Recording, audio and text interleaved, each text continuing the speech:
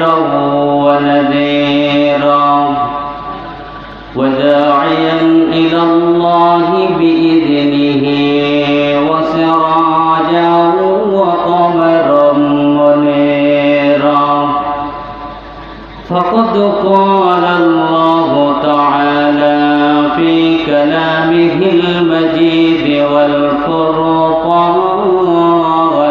الحميد أعوذ بالله من الشيطان الرجيم بسم الله الرحمن الرحيم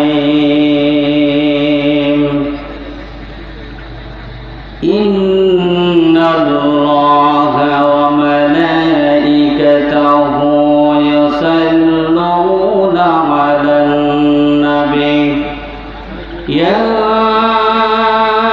أيها الذين آمنوا صلوا عليه وسلموا تسليما আমরা দুরূদ ইব্রাহিম পড়ি اللهم صل على محمد وعلى آل محمد كما صليت على إبراهيم وعلى آل إبراهيم إنك حميد مجيد اللهم بارك على محمد وعلى آل محمد كما باركت على إبراهيم وعلى آل إبراهيم إنك حميد مجيد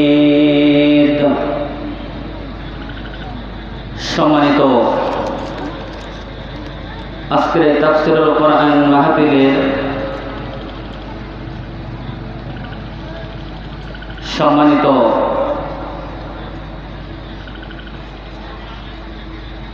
সভাপতি, বিশেষ অতিথি, আমাদের সকলের মধ্যমণি মাননীয় সংসদ সদস্য চৌগাছা জিগরগাছার জনাব ডাক্তার মোহাম্মদ অধ্যাপক নাসির উদ্দিন সাহেব, আজকের এই কোরআন মাহফিল আয়োজক যারা করেছেন, অক্লান্ত পরিশ্রম করে জানমাল দুইটাকে আল্লাহ পাকের রাস্তায় অকাতরে বেরিয়ে দিয়ে মাহফিল অংশগ্রহণ করেছেন, যিনি এই জায়গাটার মালিক, বিশেষ করে আমাদের সকলেরই মুরব্বী। আপনারা সবাই তাকে চিনেছেন, জানেন, তিনি পৃথিবী থেকে বিদায় নিয়েছেন। আমরা যেখানে অবস্থান করতেছি আল্লাহ পাকের দরবারে শুকরিয়া আদায় করি, আল্লাহ তাআলা যেন এই জমিনে যিনি দুনিয়াবি মালিক, আল্লাহ পাক তাকে যেন জান্নাতুল ফেরদাউস নসিব করে, সকলে বলে আমিন। আমরা যারা এখানে উপস্থিত হয়েছি, আমরা এই মাহফিলটাকে সুন্দর করার জন্য কেউ জান দিয়েছেন, মাল দিয়েছেন, বিভিন্ন জায়গা থেকে জানমাল সংগ্রহ করা হয়েছে, কথা ঠিক না বেঠিক? যারা দিয়েছেন জান্নাতের মাকাম যেন আপনাদের সকলকে আল্লাহ পাক নসিব করুন, আরো জোরে বলে আমিন। ৫ নম্বর ওয়ার্ড আমাদের সম্মানিত আজকের এই মাহফিলে যিনি একান্ত মধ্যমণি, যে মোস্তফা ভাই, উনি কিছুক্ষণের মধ্যে আমাদের মাঝে আসবেন, আমার সাথে কথা হয়েছে। তো আমরা চাই সবাই দিনমুখী হোক, কি বলেন? আমরা চাই না, ইসলামও চাই, কোরআন দাবিও তাই, আল্লাহ পাকও চান মানুষ ইসলামমুখী হোক, দিনমুখী হোক। কোরআন কারীমের ভিতরে আল্লাহ তাআলা অসংখ্য আয়াত বর্ণনা করেছেন। ওলামায়ে কেরামগণ অনেক কষ্ট মুজাহাদা করে আপনাদেরকে বিভিন্ন আয়াতের তাফসীর শোনান, বিভিন্ন মিডিয়ার মাধ্যমে আপনারা শোনেন, বিভিন্ন মসজিদের ইমামগণ সারা সপ্তাহ ধরে অক্লান্ত পরিশ্রম করে আপনাদের কোরআনের কথা শুক্রবার শোনান। কথা ঠিক না বেঠিক? কিন্তু আমরা এক পাশে শুনি আর এক পাশে আমরা বের করে দিই। আপনারা মোবাইল ব্যবহার করেন যারা, চার্জ যখন ফুরিয়ে যায় আবার আপনারা কি চার্জে বসান না? কথা বলেন আমার সাথে। চার্জে বসান, চার্জ ফুরিয়ে গেলে আবার কি, আবার চার্জে বসান। তো সারা সপ্তাহ ধরে যা আমরা শুনি, আমরা এক সপ্তাহ আমাদের মেয়াদ যায় না, এক সপ্তাহ আস্তে আস্তে আমাদের চার্জ আবার ফুরিয়ে যায়। তো যাই হোক, আমি অন্য সাইডে যাব না। এত সুন্দর পরিবেশ হওয়াতে আপনারা খুশি না বেজার? জোরে বলেন, খুশি না বেজার? খুশি হবেন আল্লাহর প্রতি, আল্লাহ রসুলের প্রতি। কি বলেন? একটা মানুষকে যখন আপনি ভালোবাসবেন, সন্তুষ্ট থাকবেন কার? আল্লাহ পাকের। কার? আল্লাহর সন্তুষ্টের জন্য আপনি যদি কাউকে ভালোবাসেন, দেখবেন সেখানে কোনো ঝঞ্ঝাট, মারামারি, ফাসাদ থাকবে না। আপনি দুনিয়ার স্বার্থে যখন ভালোবাসবেন, যত হাঙ্গামা সব কিছু এই ভালোবাসার ভিতরে থাকবে। এই জন্যে ভালোবাসবেন, এই ভালোবাসাটা থাকবে কার উদ্দেশ্য? সবাই জোরে বলেন, কার উদ্দেশ্য? কোরআন ভালোবাসবেন কার উদ্দেশ্যে? মানুষের ভালোবাসবেন কার উদ্দেশ্যে? আলেমদের ভালোবাসবেন কার উদ্দেশ্যে? মুসল্লিদের ভালোবাসবেন কার উদ্দেশ্যে? সব কিছুর ভালোবাসা আপনি আল্লাহর জন্য রাখবেন, তাহলে দেখবেন কোনো ঝামেলা থাকবে না, ঝঞ্ঝাট থাকবে না, মারামারি থাকবে না, হাঙ্গামাও সেখানে থাকবে না। এই দেশটা ভালোবাসবেন, তাও কার উদ্দেশ্যে? কথা বলেন, আল্লাহর উদ্দেশ্যে ভালোবাসবেন। কারণ আমি এই দেশে জন্মগ্রহণ করেছি, এই দেশটা এত সুন্দর দেশ, টোটাল বিশ্ব মিলে আল্লাহ তাআলা আমাদের নিয়ামতকে ভরপুর করে দিয়েছে। বলে আমিন। আপনি দেখেন, একটা পাখি যখন এই জমিন থেকে একটা খাবার খেয়ে যখন সে উঠতে উঠতে উঠতে একটা বিল্ডিং এর উপরে যখন সে বাথরুম করে, ওই বিল্ডিং এর উপরেও একটা গাছ হয়। একটু জোরে বলি সুবহানাল্লাহ। সব কিছুর নিয়ামত আল্লাহ পাক এই জমিনে দিয়ে দিয়েছেন। যাই হোক, এই জমিনের মালিককে, আর জোরে বলেন, আসমানের মালিককে, সমস্ত সৃষ্টিকুলের মালিককে আল্লাহ পাক এটা কলিজায় বসান, অন্তরে বসান, যেই জমিনটার সবকিছু প্রকৃতি মালিক আল্লাহ সুবহানাহু ওয়া তাআলা। তিনি আমাদেরকে ভোগ করার জন্য দিয়েছেন, তিনি আমাদেরকে রক্ষণাবেক্ষণ করার দায়িত্বটুকু দিয়েছেন। আর সব কিছুর প্রকৃতি মালিককে আল্লাহ। আমরা সেই আল্লাহর জন্য প্রশংসা করব। এই জন্য আল্লাহ রাব্বুল আলামিন সব প্রশংসার শুরুতেই বলেছেন, আলহামদুলিল্লাহি রাব্বিল আলামিন। আল্লাহ রাব্বুল আলামিন বলেন, আকাশের উপরে জমিনের নিচে যত প্রকার প্রশংসা হতে পারে, সব প্রশংসা কেবলমাত্র আমার রবের জন্য হবে। যারা বলেন সুবহানাল্লাহ। আমরা যদি রবের প্রশংসা করি, রব আমাদের উপরে খুশি হয়ে যাবেন। আর রবের যদি নাশকরি করি, তিনি আমাদের উপরে অসন্তুষ্ট হবেন। কি হবেন? কোরআনে আল্লাহ পাক অন্য জায়গায় বলেন, লাইন শাকারতুম লাযীদান্নাকুম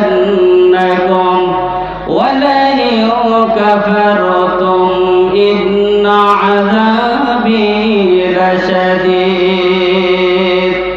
আল্লাহ রাব্বুল আলামিন বলেন, বান্দা যদি আমার সমস্ত নিয়ামতের প্রশংসা করে, আমি আল্লাহ রাব্বুল আলামিন ওই বান্দার সমস্ত নিয়ামতকে বাড়িয়ে দেব। বান্দা যদি আমার নাশকরি করে, বান্দা যদি অকৃতজ্ঞতা প্রকাশ করে, বান্দার জন্য আমি আল্লাহ পাক শাস্তি রেখে দিয়েছি। শাস্তি এই জন্য সব কিছুর প্রশংসা করব কার? আরো জোরে বলেন, আল্লাহর প্রশংসা করব। সব কিছুর ভিতরে নিয়ামত তিনি আমাদের বাড়াই দিবেন। আপনি খানা খাবেন, প্রশংসা করবেন কার? আপনি নামাজ আদায় করবেন, প্রশংসা করবেন কার? আপনি সুস্থ আছেন, প্রশংসা করবেন কার? এত সুন্দর একটা পরিবেশে আমরা আসতে পেরেছি, প্রশংসা করব কার? আল্লাহর প্রশংসা করবেন। তাহলে আল্লাহ তাআলা আমাদের সব কিছুকে আরো বাড়িয়ে দেবেন। প্রশংসা করবেন কেন? আপনি প্রশংসা করবেন এই জন্য, আপনি আপনার দেহর দিকে তাকায় দেখেন, মাথা থেকে শুরু করে পা পর্যন্ত সমস্ত বডিকে না আল্লাহ তাআলা কত সুন্দর করে সৃষ্টি করেছেন। দুনিয়ার কোনো কারিগর এটাকে সৃষ্টি করতে পারে নাই। পারেছে নাকি? হ্যাঁ, কেউ পারে নাই। চোখ আছে, এমন এমন মানুষ আছে দেখেন, চোখ আছে, চোখের ভিতরে পাওয়ার নেই। কান আছে, সব কিছু স্ট্রাকচার ঠিক আছে, কিন্তু শ্রবণ শক্তি নাই। এই জন্য আপনি প্রশংসা করবেন, চোখ দুটো দিয়েছো, চোখের জ্যোতিও দিয়েছো, কান দিয়েছো, শ্রবণ শক্তিও দিয়েছো তুমি। আজকের মানুষ যে আল্লাহ পাক এত সুন্দর করে আমাদেরকে বানালো, আল্লাহ তাআলা বেদানের ভিতরে বলেন, ইয়া আইয়ুহাল ইনসানু মা গাররাকা বিরাব্বিকাল কারীম আল্লাযী খালাকাকা ফাসাওয়াকা ফাআদালাক। আল্লাহ বলেন, মানুষ আমি তোমাকে কত সুন্দর করে সৃষ্টি করলাম, দেহটার দিকে তাকাও। তোমার এই নিয়ামতের শুকরিয়া তুমি যদি কিয়ামত পর্যন্ত যদি আদায় করতে থাকো, শেষ করতে পারবে না। আল্লাহ পাক এত সুন্দর নিয়ামত আমাদের দিলেন। সে আল্লাহ পাক বলেন, মাশাআ রাক্কাবাক। তুমি যখন মায়ের পেটের ভিতরে অন্ধকার একটা জগতে যখন তুমি অবস্থান করছিলে, সেই সময়টা আমি আল্লাহ পাক তোমাকে রিজিক দিয়েছি, তোমাকে বাঁচিয়ে রেখেছি অন্ধকার একটা জগতের ভিতরে। জোরে সুবহানাল্লাহ বলি। আল্লাহ পাক যদি ইচ্ছা করতেন আমাদেরকে দুনিয়ার মুখ দেখাতেন না, কথা ঠিক না বেঠিক? কিন্তু তিনি আমাদেরকে দুনিয়ায় আনলেন কত কষ্ট করে, আবার আমাদেরকে আস্তে আস্তে আস্তে আস্তে বড় করলেন। শৈশব গেল, যৌবন আসলো, এরপর আমাদেরকে আবার বার্ধক্যে উপনীত করবেন কে? আর জোরে বলেন কে? আল্লাহ রাব্বুল আলামিন বলেন, এত সুন্দর করে তোমাদেরকে আমি তৈরি করলাম, বানালাম, পরিচালনা করলাম, আর তোমরা সেই মানুষে আমার কোরআনের আয়াতকে বাদ দিতে যাচ্ছ, কথা ঠিক না বেঠিক? আজকে দেখেন গোটা পৃথিবী জুড়ে অশান্তি বিরাজ করতেছে, কারণ হলো মানুষ আল্লাহ পাকের উপরে ঈমান আনে না, আল্লাহ পাককে ভয় করে না। আল্লাহ কোরআনে বলেন, ওয়ালাউ আন্না আহলাল কুরা আমানু ওয়াত্তাকাউ লাফাতাহনা আলাইহিম বারাকাতিম মিনাস সামা। বলেন সুবহানাল্লাহ। আল্লাহ রাব্বুল আলামিন বলেন, কোন মানুষ যদি আমার উপরে ঈমান আনতো, সাথে সাথে আমি আল্লাহ পাককে যদি ভয় করে চলতো, সকল ক্ষেত্রে আল্লাহ পাককে যদি ভয় করে চলতো, আল্লাহ বলেন আসমানের সমস্ত বারাকাতের দরজা আমি খুলে দিতাম। জোরে বলে সুবহানাল্লাহ। এই জন্য ঈমান আনতে হবে আল্লাহর উপরে, সাথে সাথে ভয় করতে হবে। আল্লাহ পাক বলেন আসমানের সমস্ত বরকতের দরজা খুলে দেব, জমিনে যত বরকত আছে আমি উদ্গীর করে দেব। জোরে বলে সুবহানাল্লাহ। তাহলে আমাদেরকে ঈমান আনতে হবে কার উপরে? কথা বলি কার উপরে? আল্লাহর উপরে। ঈমান আনাতে দূরে থাক, আজকে গোটা পৃথিবী জুড়ে গর্জন উঠেছে আল্লাহ এবং আল্লাহ রসুলকে দুনিয়ার মাঝ থেকে তারা নিঃশেষ করেছে এবং এখনো করতে চায়, কথা ঠিক কিনা বলে? আবু জেহেলের গোষ্ঠী এখনো মরে যায় নাই, উত্তর শরীরা পৃথিবীতে বেঁচে আছে। এমনকি আমার প্রতিবেশী রাষ্ট্র ভারত, এত বড় মহারাজ্য যাদের ভয়ে গোটা পৃথিবী কম্পন সৃষ্টি হয়ে যায়, এই ভারতের আদালতে পর্যন্ত আল্লাহর কালামের আয়াতকে বাদ দেওয়ার কথা উঠেছে, কথা ঠিক না বেঠিক? কোরআনের আয়াতের যদি একটা হরফ জের নোক্তা যদি বাদ দেওয়া হয়, গোটা বিশ্বের মুসলিম উম্মাহকে ছেড়ে দিবে, কথা বলে ছেড়ে দিবে। কোরআন নিয়ে বাঁচতে চায়, কোরআন নিয়ে মরতে চায়, কোরআনের আলোয় গোটা পৃথিবী আলো করতে চায়। যেটা করেছেন আপনার আমার নবী মুহাম্মদ রাসূলুল্লাহ, কথা বলেন সাল্লাল্লাহু। আল্লাহ রাসূল মক্কা থেকে যখন মদিনার দিকে রওনা হলেন, বিশ্বনবী মদিনার দিকে যাচ্ছেন আর মক্কার দিকে তাকায় তাকায় তিনি চোখের পানিগুলো ফেলতেছেন। মক্কা এমন একটি শহর যে রাসূল নিজে পবিত্র নগরী বলে ঘোষণা দিয়েছে, জোরে বলে সুবহানাল্লাহ। আল্লাহ রাসূলের কাছে দুইটা শহর বেশি প্রিয়, তিনি ঘোষণা দিয়েছেন, একটা হলো মক্কা, একটা হলো মদিনা। একটা মক্কা, একটা মদিনা। এই মক্কা ছেড়ে যখন রাসূলকে বিদায় দিতে হচ্ছে মদিনায়, শুধু তাই নয়, মক্কা থেকে বিশ্বনবী তায়েফের দিকে রওনা হয়েছেন। 80 মাইল পথ তিনি পায়ে হেঁটে হেঁটে কোরআনের কথাগুলো বলতে যাদের কাছে গিয়েছেন, তারা একটা কথা, বিশ্বনবীর কথা, তারা কোরআনের কথা, কোনো দাওয়াত সেই দিন একজন মানুষ গ্রহণ করে নাই। এমনকি বিশ্বনবীকে তাইফের শীর্ষস্থানীয় নেতৃবৃন্দ যারা ছিল, তারা যুবকদেরকে, ছোট ছোট মানুষদেরকে লেলিয়ে দিয়েছেন, বিশ্বনবীর গায়ে ঢিল মারো, বিশ্বনবীকে গালিগালাজ করো, বিশ্বনবীকে এই পৃথিবীর থেকে, আমার তাইফ থেকে সরে যেতে বড় কথা, ঠিক কিনা বলেন? আমার নবী এত কষ্ট করেছেন যে ইসলামের জন্য, কোরআনের জন্য, সেই নবীর উম্মত হয়ে সেই কোরআনকে আমরা পৃথিবীর থেকে এখনো উৎখাত করতে চাই, কথা ঠিক কিনা বলেন? আর জোরে বলেন, কথা ঠিক কিনা? আল্লাহ পাক কোরআনে বলেন, ইয়া আইয়ুহান নাবিয়্যু জাহিদিল কুফার ওয়াল মুনাফিকিনা ওয়াগলুজ আলাইহিম ওয়া মাআওয়াহুম জাহান্নাম ওয়া বিসাল মাসির। আল্লাহ বলেন, হে রাসূল, যারা নাকি মুনাফিক, যারা নাকি কাফের, আপনি তাদের বিরুদ্ধে জিহাদ ঘোষণা করো। কার ঘোষণা? আল্লাহর ঘোষণা। কার ঘোষণা? কথা বোঝেন না, সাই দিবেন। আল্লাহ তাআলা বলেন, হে রাসূল, ইয়া আইয়ুহান নবী, হে আমার নবী, জাহিদুল কুফার, যারা নাকি কুফার অস্বীকার করে, আপনাকে অস্বীকার করে, দিনকে অস্বীকার করে, ইসলামকে অস্বীকার করে যারা, আপনি তাদের বিরুদ্ধে জিহাদ ঘোষণা করুন। ওয়াল মুনাফিকিনা, আর যারা নাকি মুনাফিক যারা, তাদের বিরুদ্ধে আপনি ঘোষণা করুন, যুদ্ধ ঘোষণা করুন। কারণ হলো মাআওয়াহুম জাহান্নাম, তারা এই দুটি কাজ করার কারণে জাহান্নামে হয়ে গেছে। আল্লাহ রাসূল বলেন, আল্লাহ রাসূল বলেন, যারা নাকি মুনাফিক আর যারা নাকি কাফের, তাদের বিরুদ্ধে ঘোষণা করতে হবে। কে বলেছেন? আমার সাথে কথা বলেন, কে বলেছেন? আল্লাহ পাক বলেন, কারণ তারা জাহান্নামী, এই জন্য আপনি তাদের বিরুদ্ধে যুদ্ধ অব্যাহত রাখুন। আপনারা, আমরা যারা নাকি এই মুনাফিকের সহযোগিতা করব, সাহায্য করব, আমরাও কি হয়ে যাব? কথা বলেন, আমরা মুনাফিক হয়ে যাব।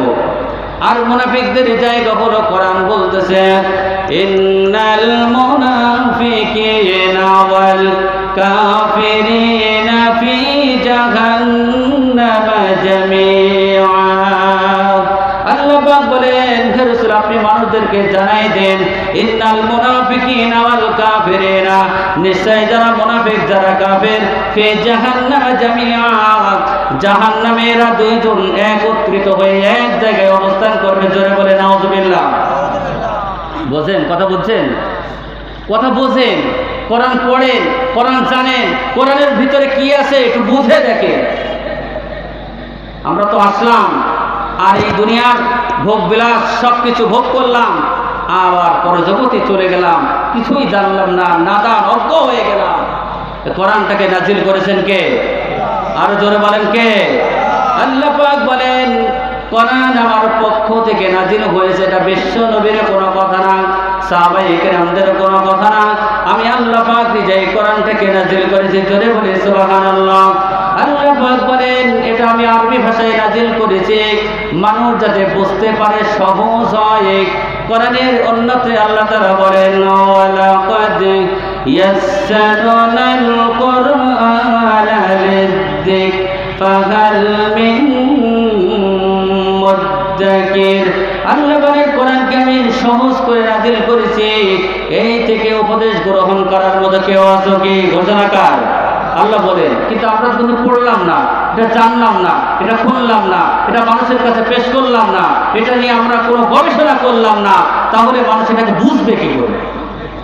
এটা তো গবেষণা করতে হবে, ভাবতে হবে, এটা মানুষের কাছে হাইলাইট করতে হবে, মানুষের কাছে দিন প্রচার করতে হবে। বিশ্বনবী তায়েফে যেই যখন কোরআনের কথা বললেন, ইসলামের কথা বললেন, দাওয়াতের কথা যিনি বললেন, তায়েফবাসীরা বিশ্বনবীকে পাথর মেরে রক্তাক্ত করেছে, কথা ঠিক না বেঠিক? কিন্তু আল্লাহ পাক বলেন, হে রাসূল, আপনি এই কোরআনের বাণী গোটা পৃথিবীময় আপনি ছড়িয়ে দেন, ছড়িয়ে দেন, এই কথাটা আল্লাহ পাক নিজে বারবার বলেছেন। কিন্তু তায়েফবাসীরা ইসলাম কবুল করে নাই, দাওয়াত কবুল করে নাই, একজন মানুষও বিশ্বনবীর কথাগুলো শোনে নাই। বিশ্বনবীর মনে কষ্ট, দুঃখ, বেদনা, যন্ত্রণা নিয়ে তিনি আবার মদিনার দিকে বের আসছেন। কোন দিকে? মদিনাকে দিকে ফিরে আসছেন। কিন্তু পাহাড়ের পাদদায়ে ফেরেশতারা অপেক্ষা করতেছেন, জিবরাইল সহ, বলতেছেন, ইয়া রাসূলুল্লাহ, আপনি যদি অনুমতি দেন 2 পাহাড় দিয়ে তায়েফবাসীকে শেষ করে দেব। আল্লাহ রাসূল বলেন, না, মা আরসালনাকা ইল্লা রাহমাতান লিল আলামিন। জোরে বলি সুবহানাল্লাহ। আল্লাহ রাসূল বলেন, না না, আমাকে আল্লাহ পাক রহমত করে এই পৃথিবীতে পাঠিয়েছে প্রতিশোধ নেওয়ার জন্য নয়, প্রতিশোধ নেওয়ার জন্য নয়, আমাকে রহমত করে আল্লাহ পাক পাঠিয়েছেন।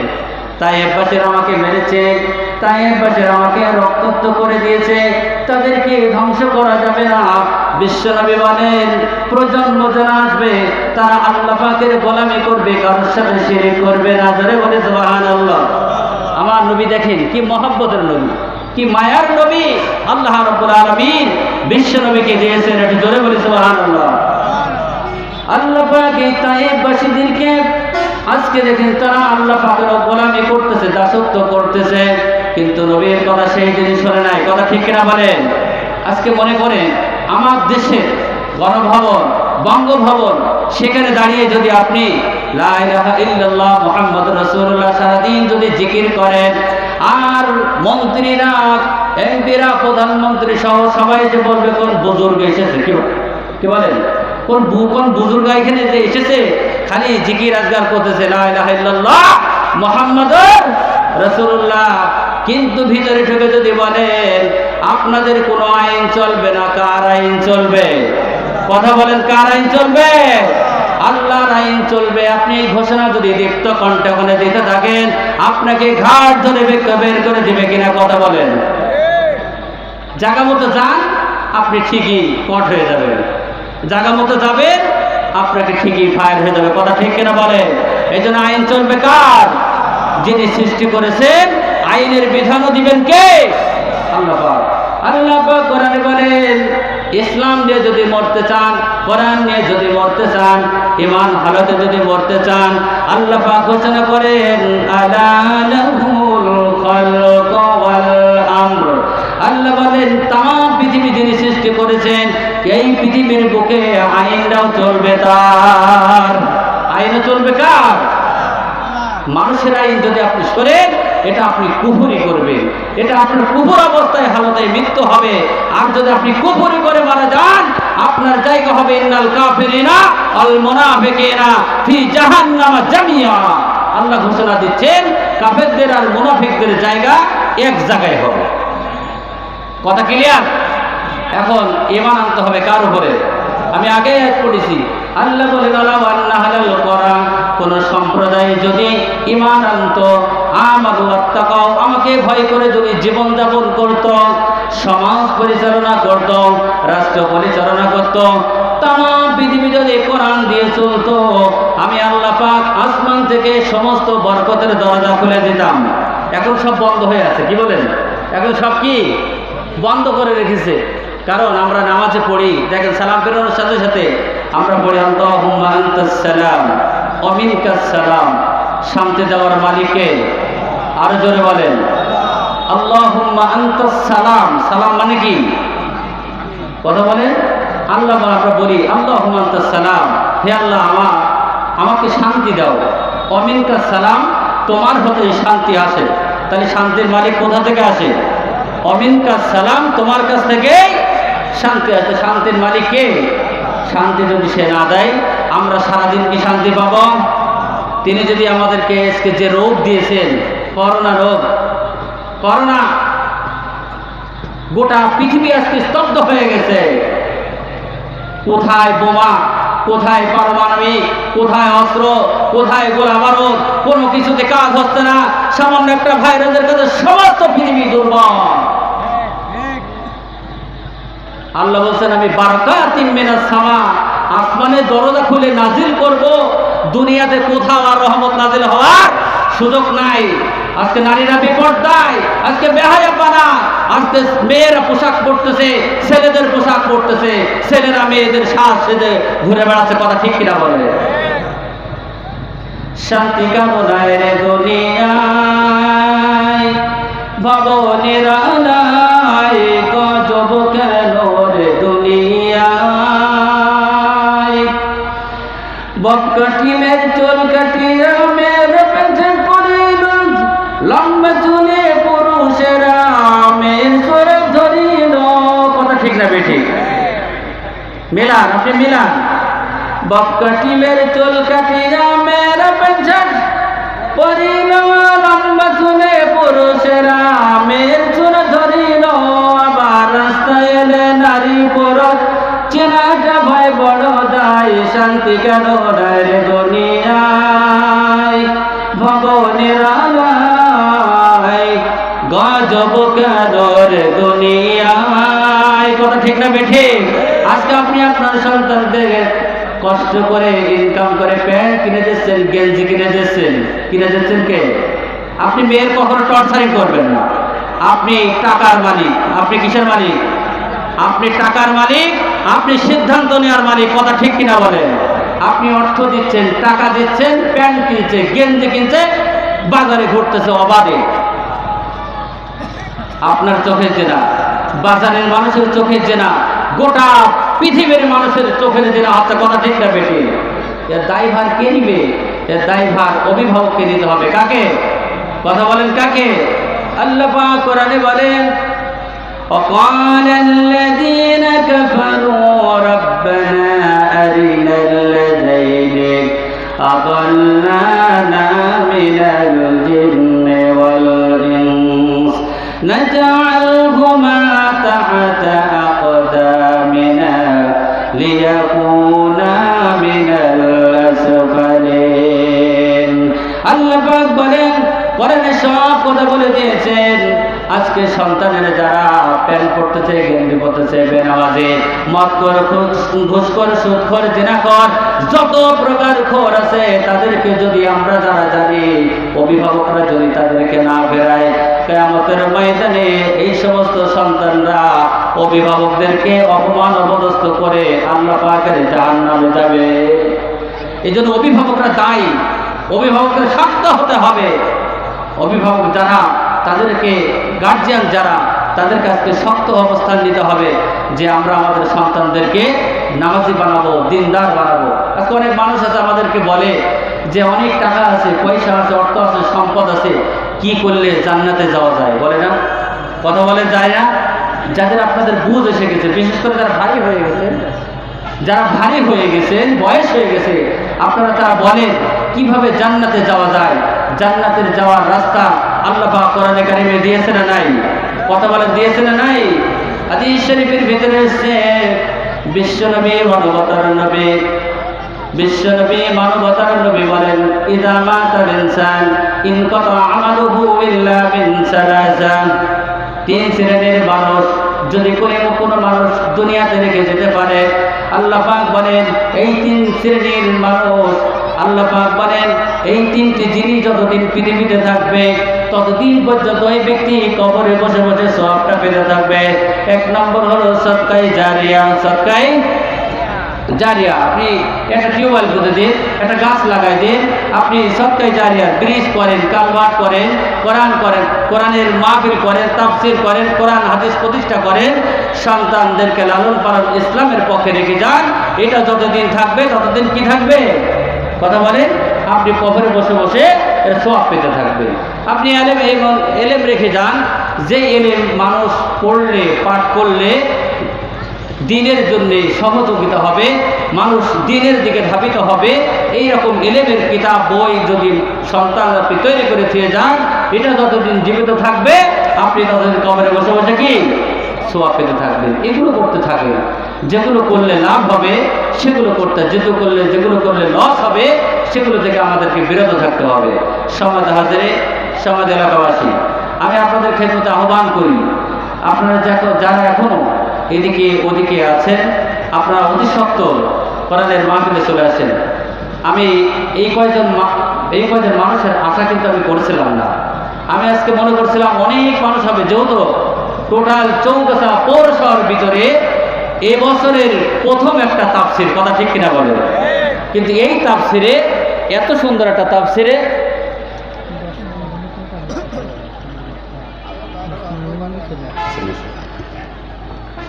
এত সুন্দর একটা তাফসির মাহফিল আয়োজন যারা করলো, যারা খরচ করলো, যারা অনুমোদন দিল, যারা পারমিশন করলো, তাদের অনেক মেহনত করা লেগেছে না লাগেনি? কিন্তু স্বার্থ তাদের কি? পরকালের স্বার্থ। আমার সাথে কথা বলেছেন তারা, পরকালের স্বার্থে আমরা এই কাজটা করেছি। আপনাদের কাছে পয়সাগুলো নিয়েছে, দাঁড়ে দাঁড়িয়ে গিয়েছে, এটাও তাদের স্বার্থটা। ভাই, আমাদের সমান সমান হয়ে যাক, কিন্তু আমরা পরকালের স্বার্থে কাজটা করলাম। এটা জোরে বলি সুবহানাল্লাহ। আমার ভাইরা যারা কষ্ট করে এই তাফসিরটা করেছেন, মাহফিলটা করেছেন, অনুমোদন দিয়েছে, আমি সকলের জন্য দোয়া করি আল্লাহ তাআলা যেন তাদের জান্নাতের মাকাম দান করে, জোরে বলে আমিন। আমরা আলোচনা শুনছিলাম কোরআন থেকে, কোন জায়গা থেকে? কোরআন থেকে। কোরআন পড়বেন, কোরআন বুঝবেন, এটা কোরআন পড়া বোঝার ক্ষমতা কে দিয়েছেন? আল্লাহ পাক। মানব জাতি সৃষ্টি করেছেন, পড়ার জন্য একটা কিতাব দিয়েছেন, সেই কিতাবের নাম হলো আল কোরআনে কারীম। এটা নাজিল হয়েছে কোন ভাষায়? আরবি ভাষায়। আমরা এখন আরবি আর বাংলা ভাষায় পেয়েছি, একটু বলেন আলহামদুলিল্লাহ। আমরা এখন কোরআন খুললে কোন ভাষা পাই? আরবি আর বাংলা। এটা আমাদের জন্য পড়া খুবই সহজ, যেহেতু আমার মায়ের ভাষা, আমার মাতৃভাষা হলো কি? জোরে বলেন কি? বাংলা। এই বাংলার সাথে আরবি আপনি এখন মিলাই পড়তে পারবেন। এই জন্য এটা খুবই সহজ, এটা আপনারা পড়েন, এটা বাজার থেকে কিনে নেন, যারা জানে তাদের কাছে যে এটা শিখে এটাকে পড়ে দেখেন, কি মধুর একটা কিতাব আল্লাহ পাক আমাদেরকে দান করেছে। এই কোরআন আজকে দুনিয়ার থেকে বিদায় নিয়ে দুনিয়ার যারা কোরআন পড়তেছে, কোরআন জানতেছে, কোরআন ভাবতেছে, কোরআন নিয়ে গবেষণা করতেছে, তাদেরকেও দুনিয়ার থেকে উৎখাত হয়ে যেতে হচ্ছে। কথা ঠিক না বেটি? ইয়ামামার যুদ্ধে 70 জন হাফেজকে সেই দিন গুলি করে মারা হয়েছিল। সবাই ভেবেছিল কোরআন পৃথিবীর থেকে হয়তোবা বিদায় নিয়ে যাবে। কতজন? 70 জন। আল্লাহ তাআলা হাফেজদেরকে দিয়ে, আলেমদেরকে দিয়ে এই কোরআনকে আবার লিপিবদ্ধ করে রাষ্ট্রীয়ভাবে এটা বিশ্বময় ছড়াই দিয়েছে। জোরে বলে সুবহানাল্লাহ। কোরআনে কারীমের একটা জবর, একটা জের, একটা নুকতা, একটা পেশ, এই পৃথিবীর কোন মানব জাতি আর জিন জাতি এটাকে উৎখাত করতে পারবে না। কথা ঠিক কিনা বলেন? আল্লাহ পাক নাযিল করেছেন কোরআনে, বলেন ইন্না নাহনু নাযালনা যিকরা ওয়া ইন্না লাহু লাহাফিজুন। আল্লাহ পাক বলেন কোরআন নাযিল করেছি আমি আল্লাহ পাক, আর এই কোরআনের সবটুকু রক্ষণাবেক্ষণ করার দায়িত্ব কার? আর জোরে বলেন কার? আল্লাহ নিজেই দায়িত্ব নিয়েছে। আপনারা যদি এটাকে সমস্ত মানব জাতি আর জিন জাতি সকলে যদি একত্রিত হয়ে কোরআনটাকে যদি উৎখাত করতে চান, কোরআন উৎখাত করা যাবে? কথা বলেন যাবে? একটা জবর আজ পর্যন্ত একটা জবর, একটা নুকতা, একটা জের পরিবর্তন করতে পারে নাই। আল্লাহ পাক চ্যালেঞ্জ করে দিয়ে বলেন ওয়া ইন কুনতুম ফি রাইবিম মিম্মা নাযালনা আলা আবদিনা ফাতু বিসূরাতিন মিন মিসলিহি ওয়াদউ শুহাদাকুম মিন দুনিল্লাহি ইন কুনতুম সাদিকিন। আল্লাহ পাক চ্যালেঞ্জ করে দিয়ে বলেন আলা আবদিনা, আমার